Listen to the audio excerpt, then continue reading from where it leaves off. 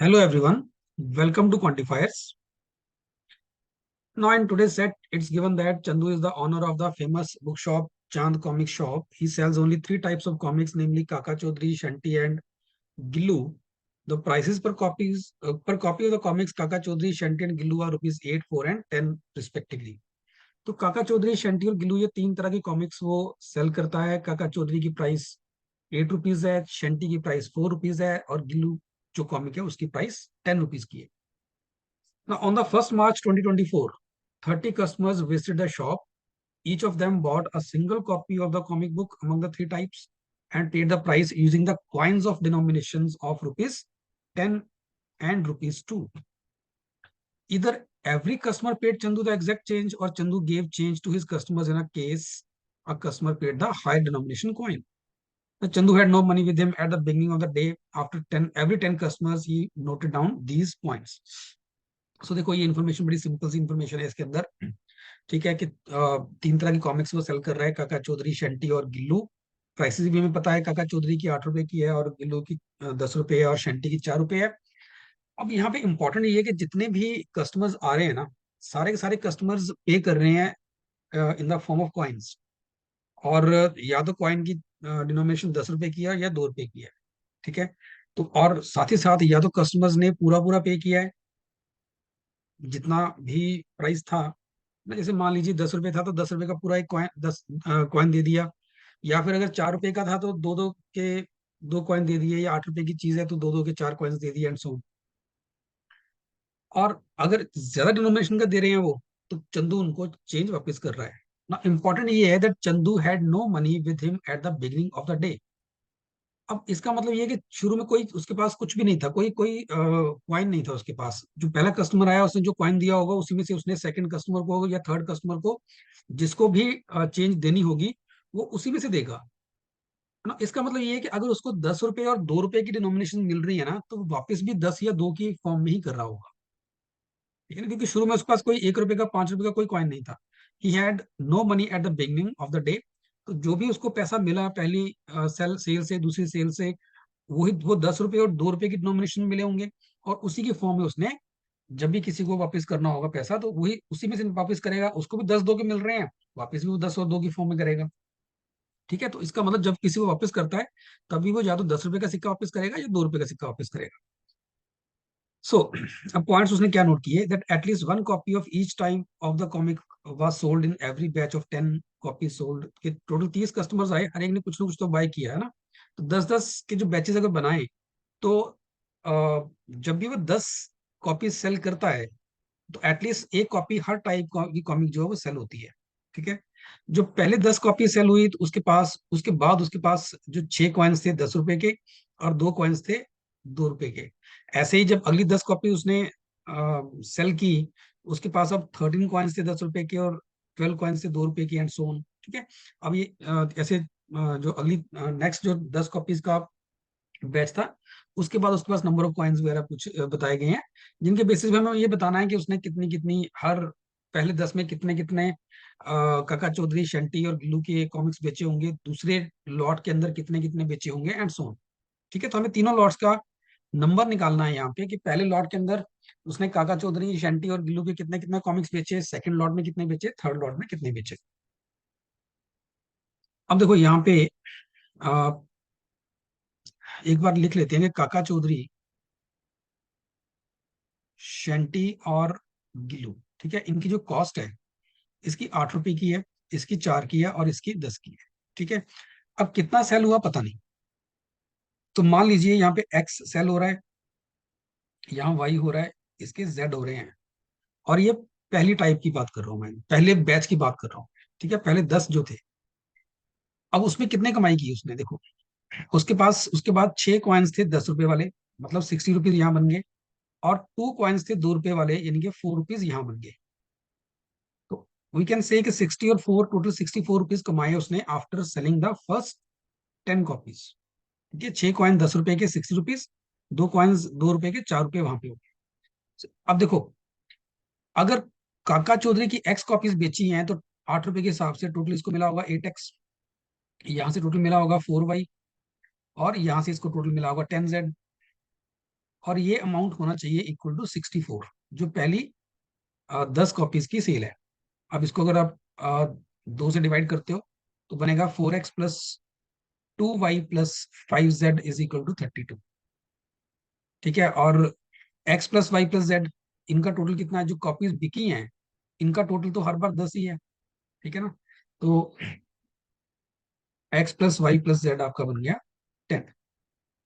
अब ये दो इक्वेशन मुझे सॉल्व करनी है। एक काम करते हैं, जो सेकंड इक्वेशन है इसको, इसमें से किसी एक वेरिएबल का जो कॉफिशिएंट है उसको बराबर करके उस वेरिएबल को एलिमिनेट कर देते हैं। तो लेट्स से यहाँ पे y को एलिमिनेट कर देते हैं, इसको 2 से मल्टीप्लाई किया तो मेरी ये इक्वेशन बन गई 2x plus 2y plus 2z is equal to 20। अब आप इक्वेशन नंबर 1 और 3 को सब्ट्रैक्ट कर दो, 1 - 3 कर दो। तो जब सब्ट्रैक्ट करोगे अब यहाँ पे, तो ये 2y कैंसिल हो जाएगा सब्ट्रैक्ट करने पे। 4x यहाँ पे है आपके पास और 2x यहाँ पे है। 4x माइनस 2x बना 2x, 5z माइनस 2z बना आपका 3z इज इक्वल टू बन गया 12। 32 माइनस 20 हो गया 12। ठीक है, मुझे इसके सोल्यूशन ढूंढने हैं। अब ध्यान ही रखना है कि at least 1 copy of each type of comics was sold in every batch of 10 copies. Her 10 copies के बैच में हर एक टाइप की एक एक कॉमिक जरूर बिकी है। It means x y z में से किसी की भी वैल्यू जीरो नहीं हो सकती। अब इसको आपने सोल्यूशन निकालना है इसका। ठीक है, देखो पहला सोल्यूशन तो हम हिट एंड ट्रायल से निकालेंगे। तो अगर मान लीजिए हमने एक्स को 1 रखा, let's say if I put x is equal to 1 here, यहाँ हो जाएगा 2 + 3z इज इक्वल टू 12। तो 3z की वैल्यू आ गई आपके पास 10। तो z आपको यहाँ पे इंटीजर नहीं मिलेगा। ठीक है, तो you can't put the value of x as 1। ठीक है, ऐसे ही अगर आप x को यहाँ पे 2 पुट करते हो, लेट्स से अगर x को 2 पुट करोगे यहाँ 4 हो जाएगा। अगर x को 2 पुट करते हो तो यहाँ 4 होगा। 4 + 3z इज इक्वल टू 12। देखो पहला सोल्यूशन हमें ना हिट एंड ट्रायल से निकालना होता है। तो यहाँ पे 12 - 4 आपका बना 8। यहाँ से भी z आपको इंटीजर नहीं मिलेगा, 8/3 मिलेगा। z is the number of copies sold off गिलो कॉमिक। तो नंबर ऑफ कॉपीज डेसिमल्स में तो हो नहीं सकती ना, कि आपने 3.5 कॉपी सेल की, वो तो होगा नहीं। सो आंसर जो भी आना चाहिए that has to be an integer. X is equal to 2 भी सेटिस्फाई नहीं कर रहा, तो हमें पहला सोल्यूशन जो होता है ना वो हमेशा हिट एंड ट्रायल से निकालना पड़ता है। ये ध्यान रहे, फर्स्ट सोल्यूशन आपका हिट एंड ट्रायल से निकलना चाहिए। लेट्स से अब एक्स को 3 पुट करते हैं, यहाँ आ गया 6 + 3z इज इक्वल टू 12। तो 3z आपका बन गया 12 - 6, 6 हो गया, z आपका आ गया 2। ठीक है, एक्स की वैल्यू 3 आ गई, z की वैल्यू 2 आ गई। तो क्योंकि x plus y plus z आपका 10 था, जिसमें से x प्लस जेड आपका 5 हो रहा है, तो 10 पूरा करने के लिए the value of y should be 5। एक तो केस ये बन गया हमारे पास। अब हमें पहला सोल्यूशन हिट एंड ट्राई से निकालना होता है, जो बाकी के सोल्यूशन होते हैं वो हम यहाँ से निकाल सकते हैं। आपको देखना ये होता है कि आपके पास ना पहले जो इक्वेशन आप सॉल्व कर रहे हो, उस इक्वेशन में कॉफिशिएंट ऑफ एक्स और coefficient of why they should be coprime. Coprime मतलब उनमें कुछ भी कॉमन फैक्टर नहीं होना चाहिए एक्सेप्ट 1। तो यहाँ पे देखो कॉफिशिएंट एक्स का 2 है, वाई का 3 है। 2 और 3 दे आर कोप्राइम, इनमें कुछ भी कॉमन नहीं है, कोई फैक्टर कॉमन नहीं है। ठीक है, इनका एचसीएफ 1 है बेसिकली। तो आ, ये सेटिस्फाई कर रहा है कंडीशन को। ठीक है, कॉफिशिएंट ऑफ एक्स और वाई जो होंगे वो कोप्राइम होने चाहिए, उनमें कुछ भी कॉमन नहीं होना चाहिए। अब आपने करना ये है, अगर यहाँ पे प्लस साइन होता है बीच में, तो अगर x की वैल्यू इंक्रीज करती है तो z की वैल्यू डिक्रीज करेगी। इक्वेशन x और z की फॉर्म में है। या फिर अगर x की वैल्यू आप डिक्रीज करते हो तो z की वैल्यू इंक्रीज करेगी। अब ये इंक्रीज डिक्रीज कितना होता है, x में डिक्रीज उतना होगा जितना z का कॉफिशिएंट है, z में चेंज उतना होगा जितना x का कॉफिशिएंट है। मतलब अगर आपको x को बढ़ाना है या कम करना है तो कितने से करोगे, 3 से, जो यहाँ पे z का कॉफिशिएंट है। और अगर z को इंक्रीज या डिक्रीज करना है तो कितने से करेंगे, जितना x का कॉफिशिएंट है 2। ठीक है, अब मान लीजिए हमने x को इंक्रीज किया, कितने से करेंगे, 3 से। राइट, x को 3 से इंक्रीज किया, 3 ऑलरेडी था, 3 + 3 हो गया 6। अगर आपने इसको इंक्रीज किया तो कॉरस्पॉन्डिंग इसको डिक्रीज करना पड़ेगा, z को डिक्रीज करना पड़ेगा। एक बढ़ेगा दूसरा कम होगा, ये ध्यान रहे। अब z कितने से डिक्रीज होगा, z होगा डिक्रीज 2 से, जो कॉफिशिएंट x का है। अगर इसको आप डिक्रीज करते हो 2 से तो 2 - 2 0 हो जाएगा। यहाँ वैल्यू 4 आ जाएगी, बिकॉज टोटल आपको 10 चाहिए। अब ये सोल्यूशन पॉसिबल नहीं है, रीजन बीइंग z की वैल्यू 0 नहीं हो सकती, क्योंकि पहला पॉइंट कह रहा है that at least one copy of each type of the comic was sold in every batch of 10 copies. तो जेड की वैल्यू जीरो यहाँ पे नहीं हो सकती, so this is not possible. X को आप इंक्रीज नहीं कर सकते। अब आप एक्स को डिक्रीज करके देख लो। अब अगर एक्स को डिक्रीज करना है तो कितने से करना है, जितना कॉफिशिएंट एक्स जेड का है 3 से। अब इस केस में अगर आप एक्स को 3 से डिक्रीज करोगे तो जीरो हो जाएगा, ठीक है। और जेड जो है आपका वो इंक्रीज करेगा, कितने से करेगा, 2 से करेगा 4। अब चेक करो 0 और 4 इसका सोल्यूशन है। अगर आप एक्स को 0 पुट करते हो, जेड को 4 पुट करते हो, तो ये सोल्यूशन सेटिस्फाई कर रहा है। 12 इधर बन रहा है, 12 इधर बन रहा है, ठीक है, सेटिस्फाइड है। बट प्रॉब्लम वही है कि आप एक्स को डिक्रीज करोगे तो एक्स की वैल्यू जीरो हो जाएगी, जो पॉसिबल नहीं है। तो इसका मतलब पहले केस में तो यही सिचुएशन बनती है। अगर मैं पहला केस लेके चलूंगा तो पहले केस में यही सिचुएशन बनती है। ध्यान रहे आप यहाँ पे, काका चौधरी, ठीक है, शेंटी और गिल्लू की बात कर रहे हैं। ये वैल्यू एक्स है, ये वाई है और ये जेड है। तो पहले केस में जो एक्स की वैल्यू है वो 3 आ रही है। जो पहली 10 कॉपीज सेल हुई हैं उनमें काका चौधरी की 3 हुई हैं, शेंटी की 2 हुई हैं, शेंटी की 5 हुई है, वाई इज 5, शेंटी की 5 हुई है, जेड इज गिल्लू, उसकी 2 हुई है। ठीक है, ये आपका पहला केस था। Now come to the second case. Second case मतलब जब सेकंड आपके पास बैच है 10 कॉपीज का, वो निकल रहा है। चलिए अब उसको देखते हैं। इसको इरेज कर देते हैं, ठीक है। अब सेकंड में क्या हो रहा है, सेकंड में कितने, सेकंड जो बैच था उसमें कितने कमाई की है। देखो पहले बैच में जो टोटल कमाई थी दैट वाज 64। तो ये ध्यान रखना, यहाँ पे 64 रुपीज कमाए थे उसने, ठीक है। After selling the next 10 copies he had 13 coins of 10 rupees. 13 coins of 10 rupees मतलब 130, एंड 12 कॉइन्स ऑफ 2 रुपीज मतलब 24। तो ये हो गया आपके पास 154, ठीक है ना, 154। लेकिन ध्यान ये रखना कि इन 154 में से 64 रुपीज जो थे वो तो पहली 10 कॉपीज के थे। After selling the next 10 copies, अब उसके पास टोटल कॉइन्स 10 रुपए वाले 13 है, 130 रुपीज उसके पास ये बन रहे हैं। और 2 रुपए वाले उसके पास 12 कॉइन्स है, तो 24 रुपीज उसके ये बन रहे हैं। तो टोटल उसके पास बन रहे हैं 154 रुपीज। लेकिन ये 154 रुपीज में ध्यान ये देने वाली बात ये है कि 64 रुपीज जो थे ये तो पहली 10 कॉपीज से आए हैं ना। तो अगली 10 कॉपीज सेल करने से कितना पैसा मिल रहा है उसको। अगर अगली 10 कॉपीज की बात करें तो वहां से कितना मिल रहा है उसको, यहाँ पे 154 माइनस 64 करो, यह बन गया आपके पास 90। अगली 10 कॉपीज सेल करने पे उसको 90 रुपीज मिल रहे हैं, ठीक है।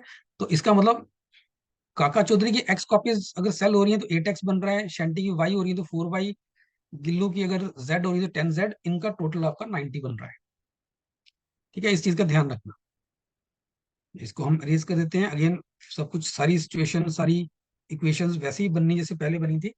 और 2 से डिवाइड कर दो, तो 4x plus 2y plus 5z आपका बन गया 45।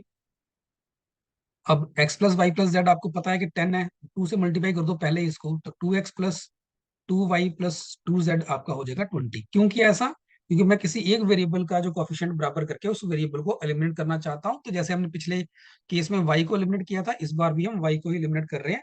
मुझे पता है कि x plus y plus z 10 होगा, क्योंकि लिखा है after selling the next 10 copies. अगर x कॉपीज काका चौधरी की बिक रही है, y शंटी की, z गिल्लू की, तो x plus y plus z would be 10। चलिए अब इनको सॉल्व करते हैं। ये आपकी फर्स्ट इक्वेशन बन गई, ये सेकंड बन गई, सब्ट्रैक्ट करो इनको।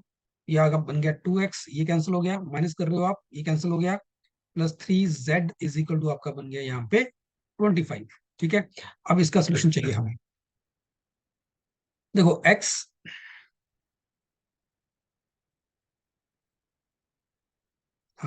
हो गया, z हो गया और y। अगेन पहला सोल्यूशन आपको हिट एंड ट्रायल से ही मिलेगा। अब उसके लिए देखो, अगर आप x को 1 पुट करते हो यहाँ पे, अगर आप यहाँ पे x को 1 पुट करते हो तो यहाँ बनेगा 2 plus 3z is equal to 25।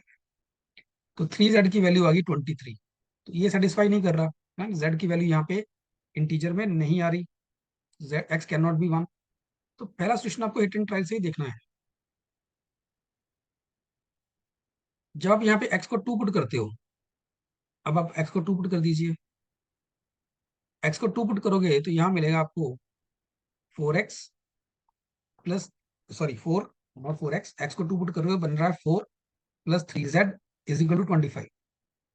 तो 3z की वैल्यू यहाँ पे आ रही है 21, z आपका बन गया 7। तो z आपका 7 हो गया, तो x आपका 2 हो गया, z आपका 7 हो गया, तो y की वैल्यू हो जाएगी बाकी 1, क्योंकि टोटल जो बनना है वो आपका 10 बनना है, ठीक है, x + y + z 10 बनना चाहिए। अब इसके बाद अगला सोल्यूशन वही जैसे पहले बताया था, अगर आप x को इंक्रीज करोगे तो 7 से इंक्रीज करोगे, उस केस में सॉरी नॉट 7 से, x को इंक्रीज करोगे तो जितना z का कॉफिशिएंट है उससे इंक्रीज करोगे। z का कॉफिशिएंट यहाँ पे 3 आ रहा है, आप x को यहाँ पे 3 से इंक्रीज करोगे, ठीक है, तो 3 से इंक्रीज किया तो बन गया ये 5। z को आप डिक्रीज करोगे x के कॉफिशिएंट 2 से तो बन गया 5। अब इस केस में y की वैल्यू 0 आ गई, ये पॉसिबल नहीं है बिकॉज टोटल तो आपको इनका 10 चाहिए, तो ये पॉसिबल नहीं हो पाएगा, ठीक है।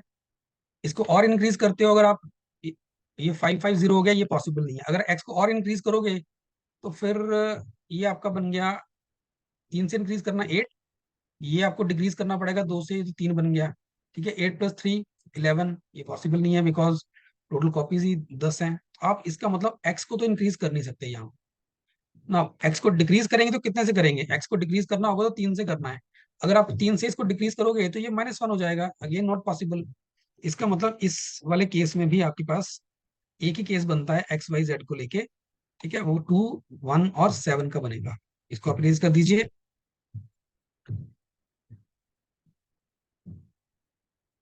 तो यहाँ पे आप कह सकते हो सेकंड केस जो आपका बन रहा है उसमें x की वैल्यू 2 आ रही है, y की वैल्यू 1 है और z की वैल्यू 7 है। अब आते हैं थर्ड केस पे। उसके लिए फिर एक बार इसको रेज कर ले।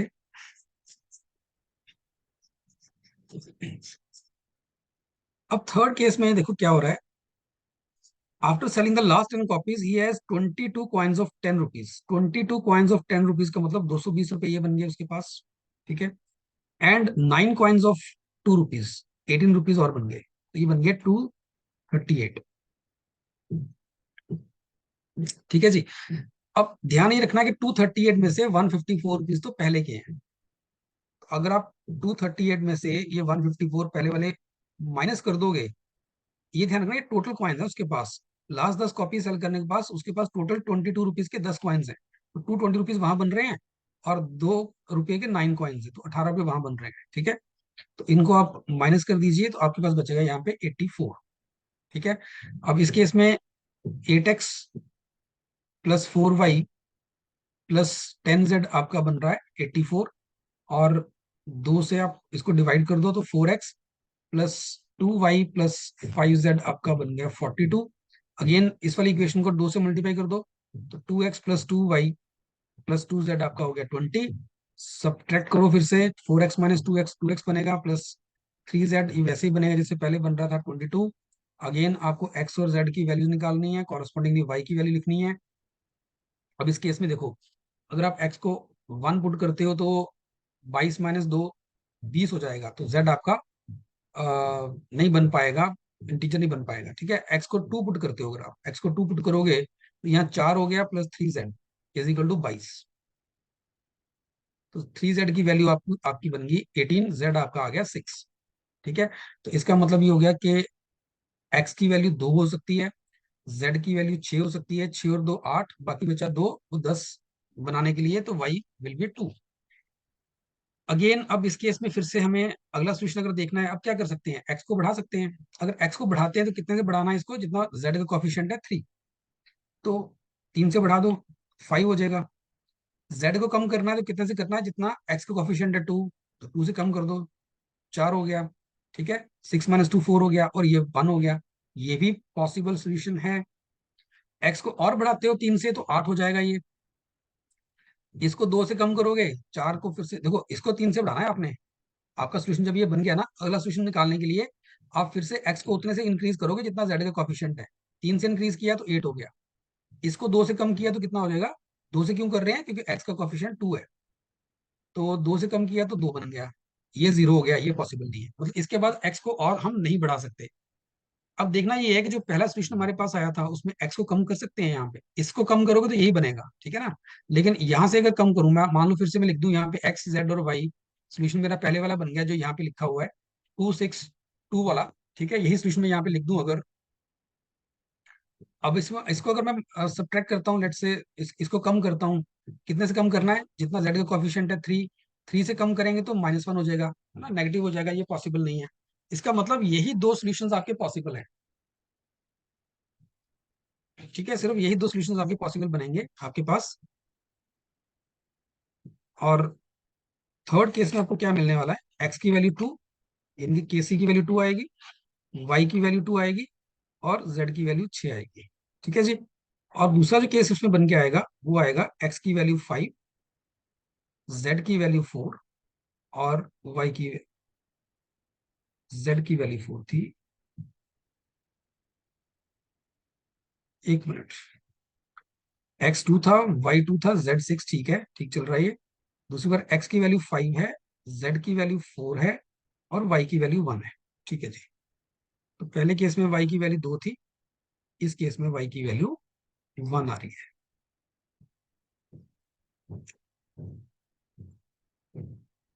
ठीक है जी। अब देखते हैं टोटल कितना बन सकता है।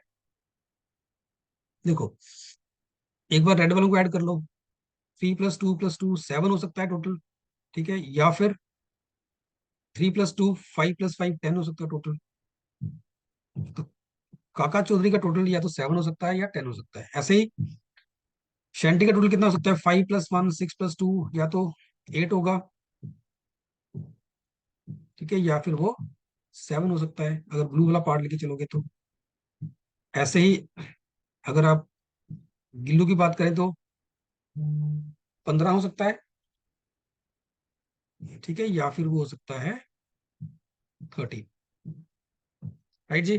तो ये इसमें थोड़ा सा मैं बोलूंगा कि इस सेट के अंदर थोड़ा सा अलजेब्रा में जो हम लीनियर इक्वेशंस का टॉपिक पढ़ते हैं ना, उसका यूज हो रहा है। तो अगर आपने लीनियर इक्वेशंस करा है एक बार के लिए तो फिर ये सेट में ये इक्वेशन बना के सॉल्व करना मुश्किल नहीं है।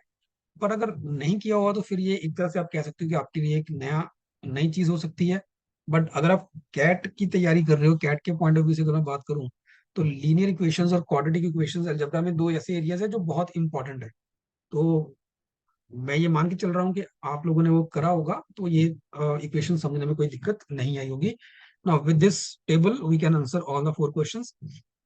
तो पहला क्वेश्चन आपको पूछ रहा है कि if the least possible number of customers bought the comic Kaka Chaudhary, then the total number of customers who bought the comic Shanti was. अगर काका चौधरी लीस्ट ने बाय करनी है तो हमें रेड वाला केस देखना पड़ेगा। यहाँ पे 7 है, यहाँ पे 10 है, तो हमें रेड वाला केस देखना पड़ेगा। इस केस में शंटी की जो वैल्यू आ रही है वो आ रही है 8, पहले का आंसर आएगा 8। सेकंड कह रहा है the number of customers who bot Gillu among the first 10 customers. तो पहले 10 कस्टमर्स में गिल्लू कितनों ने बाय किया, 2 ने, ठीक है, तो यहाँ वैल्यू 2 आ जाएगी। थर्ड कह रहा है which the following can be the number of copies of Kaka Chaudhary sold on 1 March, can be, ठीक है, कैन बी की बात हो रही है।